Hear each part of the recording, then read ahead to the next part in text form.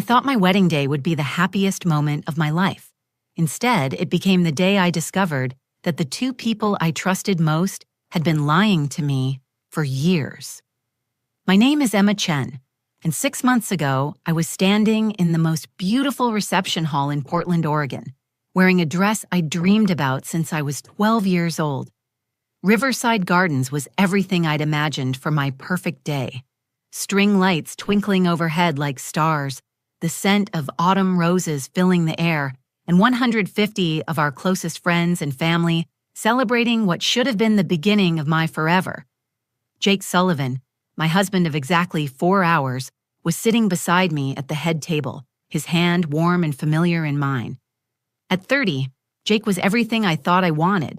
Successful software engineer, kind eyes, the type of guy who remembered to bring me coffee on rough mornings and never forgot to text me goodnight. We'd been together for 3 years, engaged for the last 2, and I genuinely believed I knew everything about him. My mother, Linda Chen, was seated at the family table just a few feet away, looking radiant in the navy blue dress we'd picked out together during one of our countless wedding planning sessions.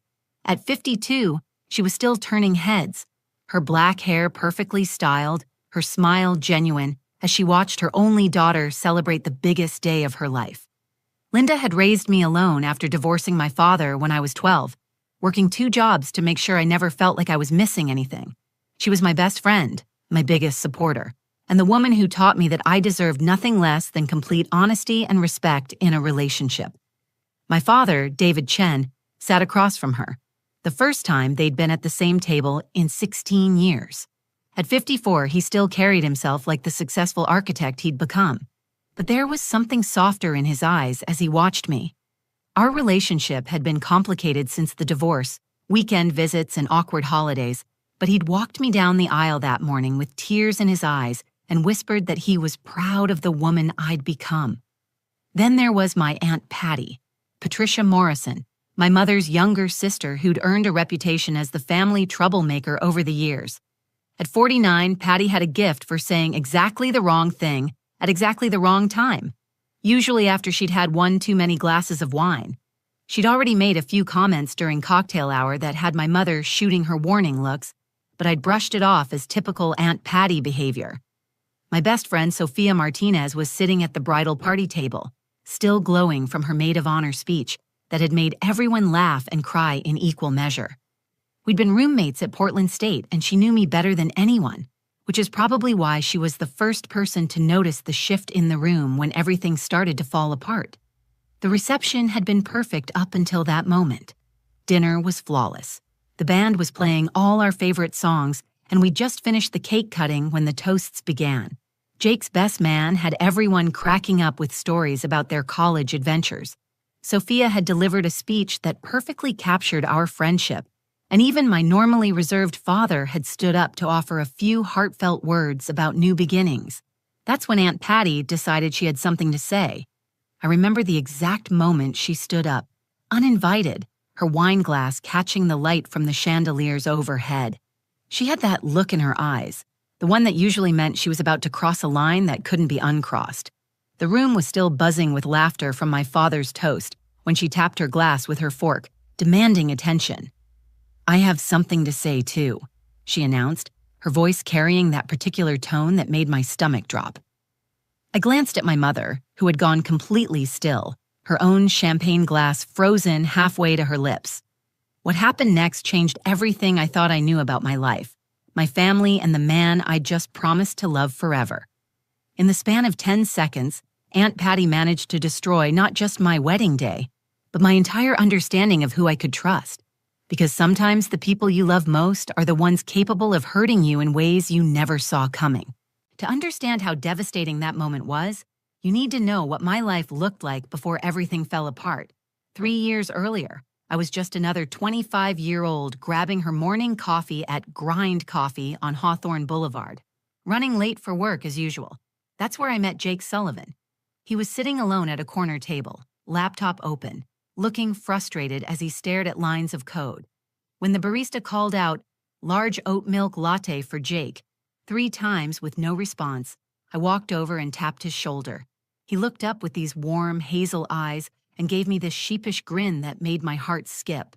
"Sorry, I get lost in my work sometimes," he said, and something about his genuine embarrassment was instantly endearing. We started talking, and I learned he was a software engineer at a tech startup downtown, originally from Seattle but had moved to Portland for the job. He was funny without trying too hard, asked thoughtful questions about my work in marketing, and when he offered to buy my coffee as a thank you for saving him from caffeine withdrawal, I said yes. Our first date was the following Saturday, a hike on the Wildwood Trail that turned into an 8-hour adventure, talking about everything from our childhood dreams to our favorite books. Jake fit into my life seamlessly.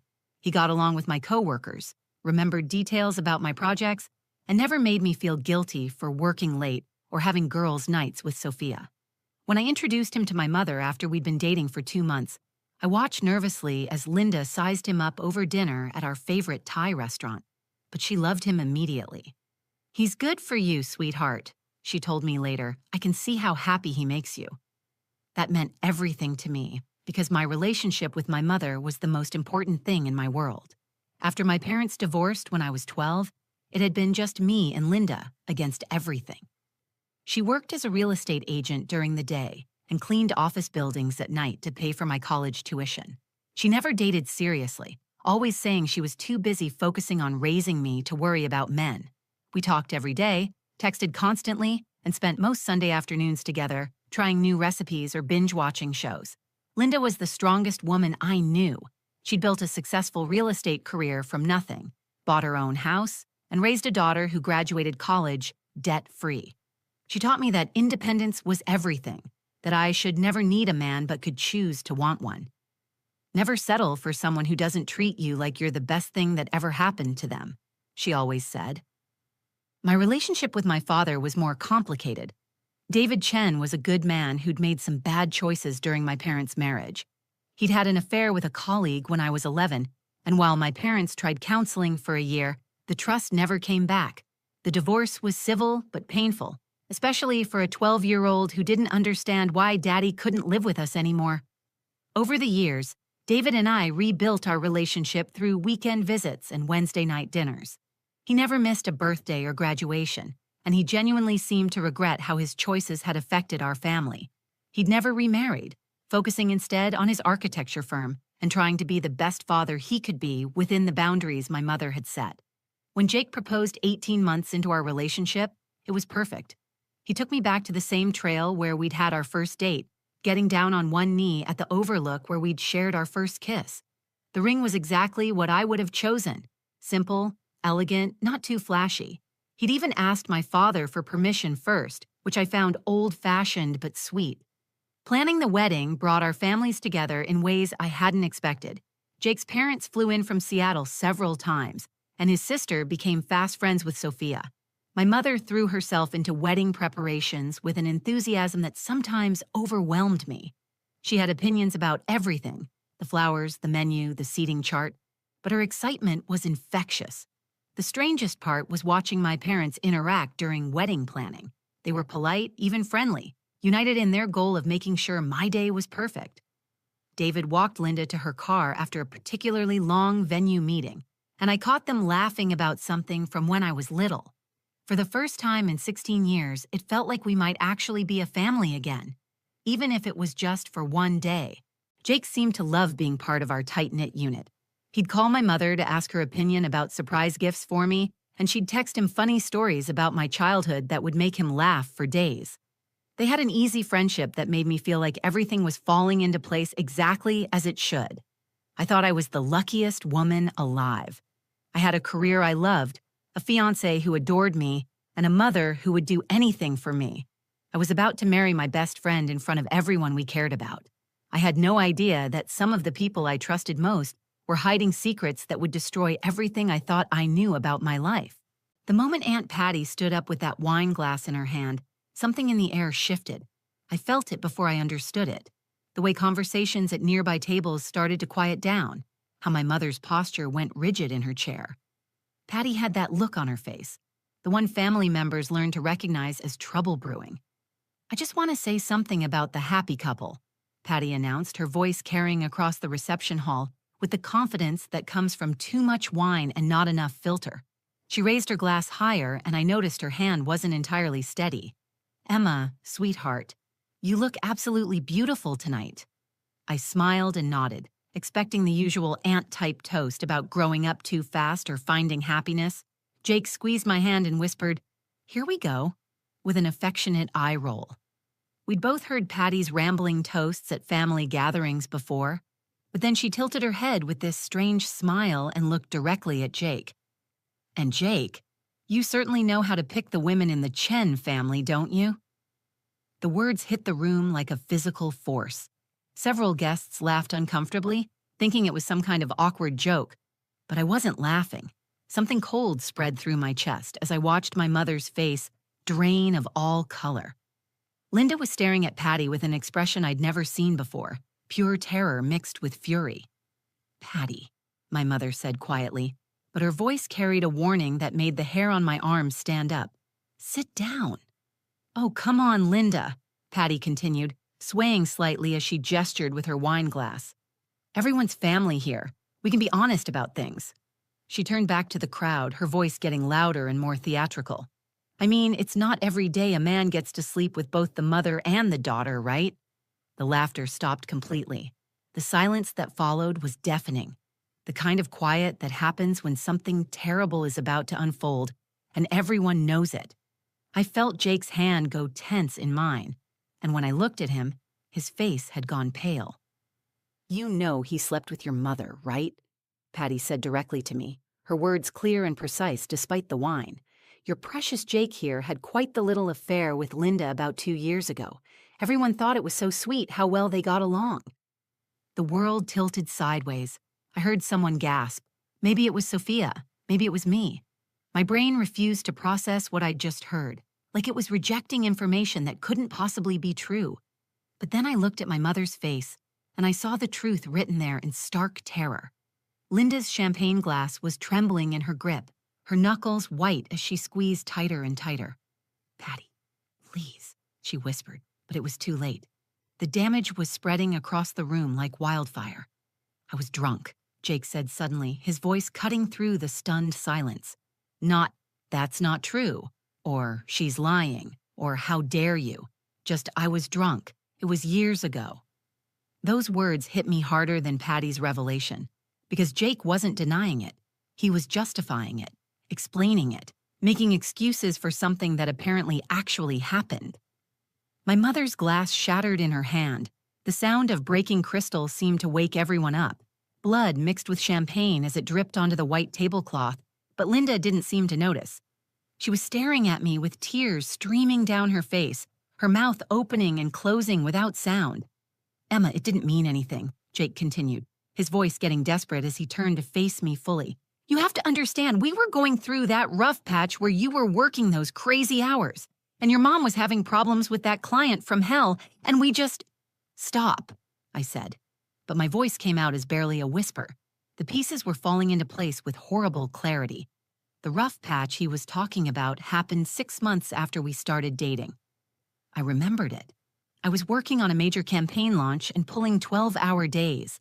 I remembered Jake offering to check on my mother when she was stressed about losing a major client.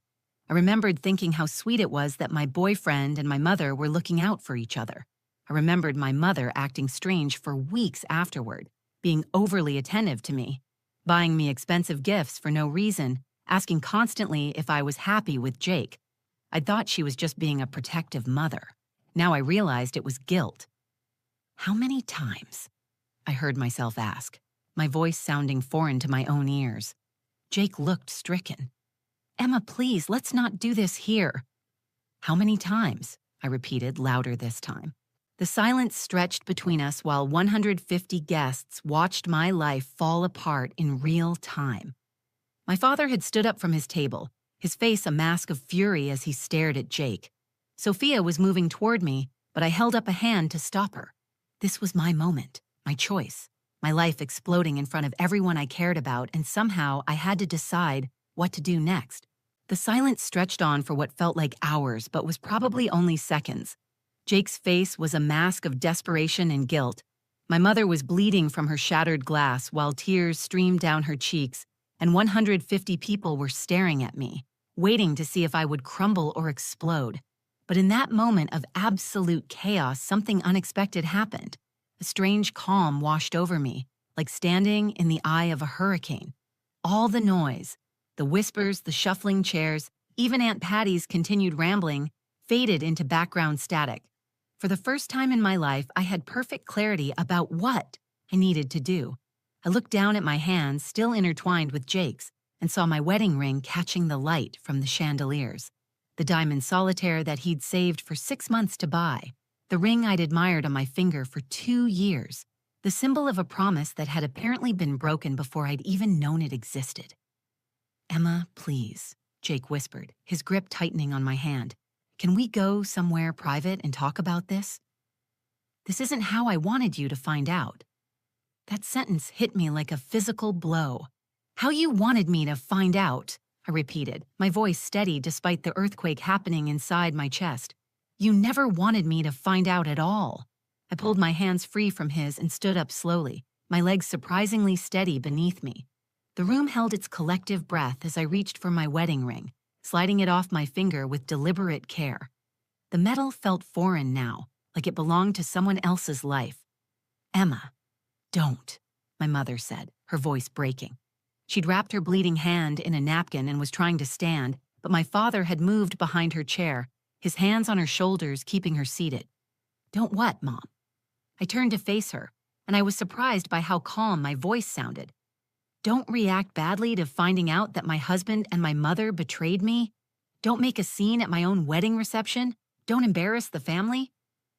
"It wasn't supposed to happen," Linda said, her words tumbling out in a rush. "I was so lonely, and you were so busy with work, and Jake was just being kind, checking on me. We both knew it was wrong immediately afterward. We never meant for it to—" "How many times?" I asked again, and this time my voice cut through her excuses like a blade. Jake and my mother exchanged a look that told me everything I needed to know. This wasn't a one-time mistake made in a moment of weakness. This was an affair, a relationship, a betrayal that had been going on while I was planning a future with both of them. 3 times, my mother whispered, over the course of 2 weeks, and then we stopped because we both realized how wrong it was.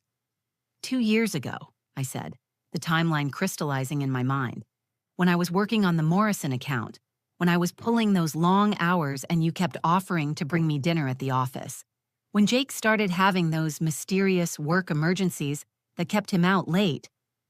I looked around the room at all the faces staring back at me. Family, friends, coworkers, people who had traveled from across the country to celebrate what they thought was the beginning of my happily ever after. Some looked shocked, others embarrassed. A few seemed to be enjoying the drama, but all of them were waiting to see what I would do next.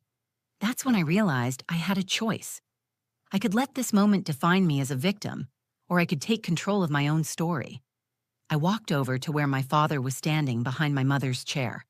David's face was a storm of emotions, anger at Jake, disappointment in Linda, and something that looked like pride as he watched me handle the situation with more grace than anyone had a right to expect. "Dad," I said, holding out my hand with the wedding ring resting in my palm, "I believe this belongs to you." His eyebrows rose in confusion.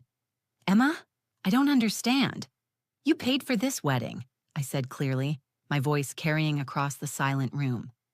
"You walked me down the aisle this morning believing you were giving your daughter to a man who would honor and cherish her. Since that's not the case, I'm returning your investment." I pressed the ring into his hand and felt his fingers close around it protectively. "You're the only person in this room who didn't lie to me today, so you get to decide what happens to this ring." Jake stood up abruptly, his chair scraping against the floor. "Emma, you can't just—" "I can do whatever I want," I interrupted, turning to face him with a strength I didn't know I possessed. "This is my wedding, my life, and my choice. And I choose not to start a marriage built on lies and betrayal." I looked around the room one more time, taking in the faces of everyone who had come to celebrate with us.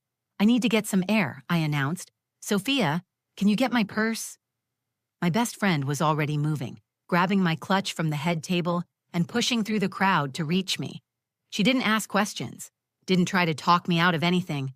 She just handed me my purse and said, "My car or yours?" "Mine," I said. I have some driving to do. With Sophia by my side and my father holding my wedding ring, I felt a surge of power I'd never experienced before. This was my moment to choose how this story would end, and I wasn't going to let it be a tragedy where I slunk away in shame. I turned back to face the room full of guests, all still frozen in their seats like they were watching a movie they couldn't pause. Jake was standing now, his face desperate and pleading. My mother was crying silently, blood still seeping through the napkin wrapped around her hand. Aunt Patty had finally sat down, probably realizing she'd unleashed something bigger than she'd intended. "Before I leave," I said, my voice carrying clearly across the silent reception hall, "I want to thank everyone for being here tonight.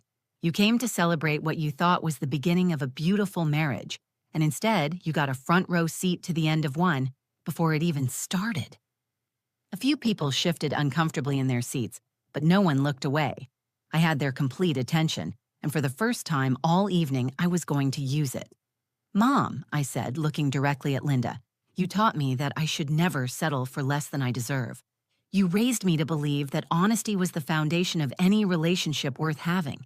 You told me countless times that I should never need a man, but if I chose to want one, he should treat me like I'm the most precious thing in his world." Linda's sob was audible across the room, but I continued, "Jake," I turned to my husband of 4 hours, "you promised me this morning in front of God and all these witnesses that you would forsake all others and be faithful to me. But you broke that promise 2 years before you even made it." "Emma, please." Jake took a step toward me, but my father moved to block his path. "I'm not finished," I said firmly. "You both made choices that brought us to this moment. You chose to betray my trust, you chose to lie to my face for 2 years, and you chose to let me plan a wedding and a future based on those lies. Those were your choices." I could feel Sophia's steady presence beside me, and it gave me the courage to continue. "Now I get to make my choice," I announced, my voice getting stronger with each word. "And I choose not to spend one more minute of my life wondering what else you've been hiding from me. I choose not to start a marriage by forgiving an affair that happened while we were supposedly building a relationship based on trust and love." The room was so quiet I could hear the soft jazz music still playing from the speakers, a surreal soundtrack to the destruction of my fairy tale. "But more than that," I continued, "I choose not to let this betrayal define the rest of my story.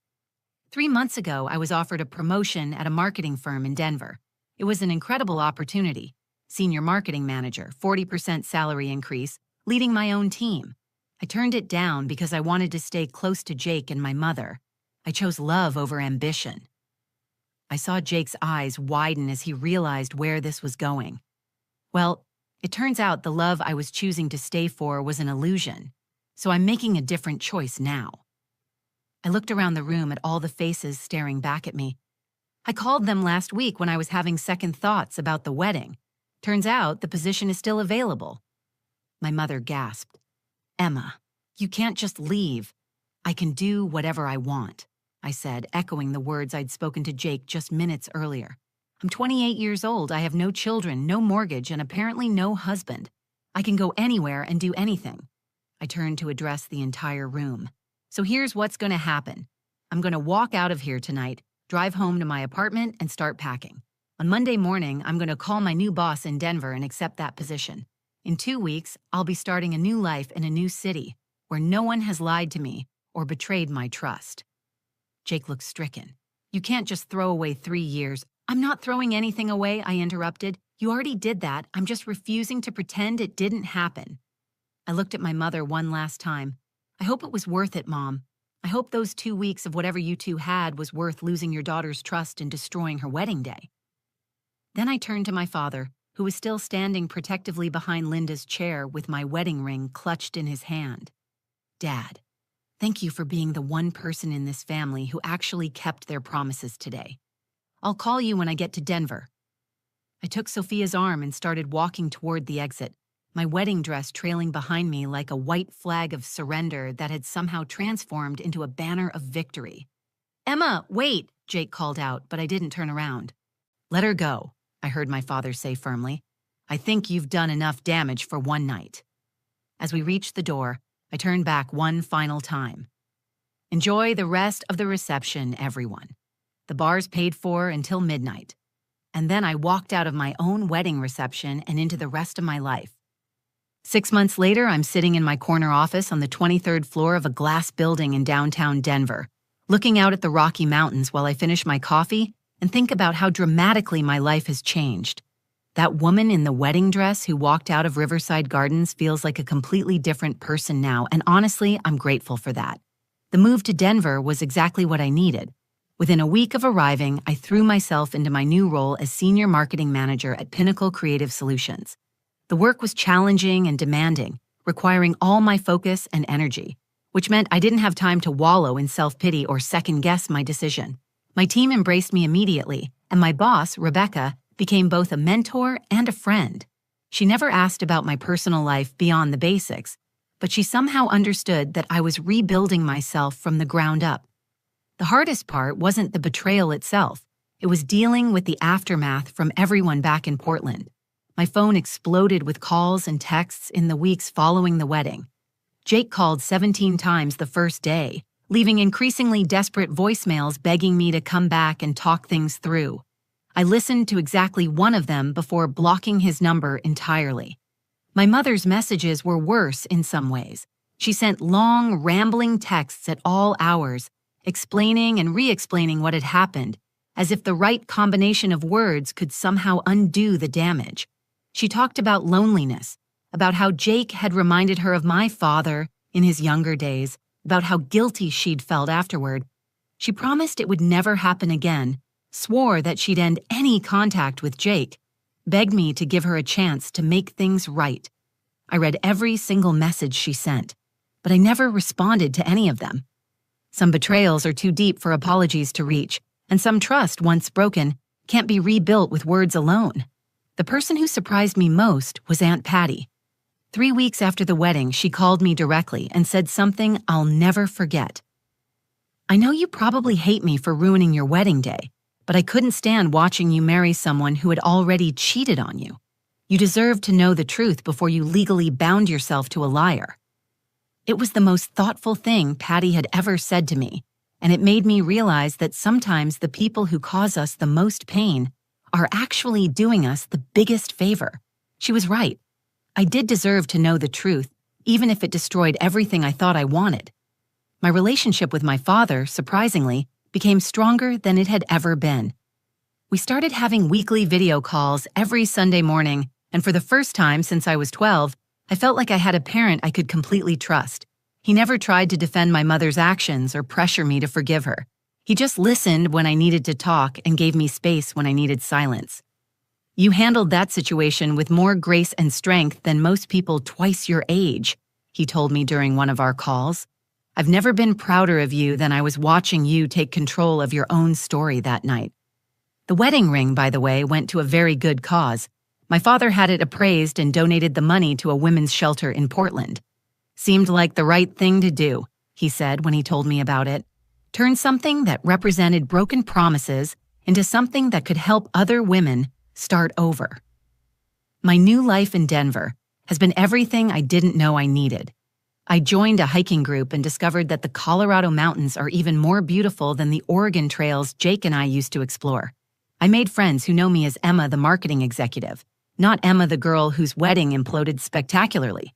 I bought a condo with a view of the Flatirons and decorated it exactly how I wanted, with no compromises or input from anyone else. And yes, I'm dating again. His name is Marcus, and I met him on a trail near Boulder 3 months ago when he helped me fix a broken water bottle strap. He's a geology professor at the University of Colorado, originally from Minnesota, with the kind of steady, honest personality that makes me feel safe in ways I didn't realize I'd been missing. What I love most about Marcus is his transparency. He tells me about his day, his thoughts, his past relationships, his family drama, everything. There are no secrets, no hidden agendas, no wondering what he's not telling me. After living with lies for so long, his honesty feels like the most romantic thing in the world. The lesson I want to share with anyone watching this is simple, but powerful. Sometimes the worst thing that happens to you becomes the catalyst for the best decision you ever make. That wedding reception disaster didn't just end a bad relationship. It freed me to discover who I really was when I wasn't trying to be what someone else needed me to be. Trust your instincts. If something feels wrong, it probably is. Don't ignore red flags because you're afraid of starting over. And remember that you deserve relationships built on complete honesty and respect, not convenient lies and comfortable deceptions. My wedding day didn't give me a husband, but it gave me something infinitely more valuable: the courage to choose myself every single time. If this story resonated with you, please share it with someone who might need to hear it. Leave a comment below about your own experiences with difficult decisions and new beginnings. And don't forget to subscribe to this channel for more real stories about love, loss, and finding the strength to start over.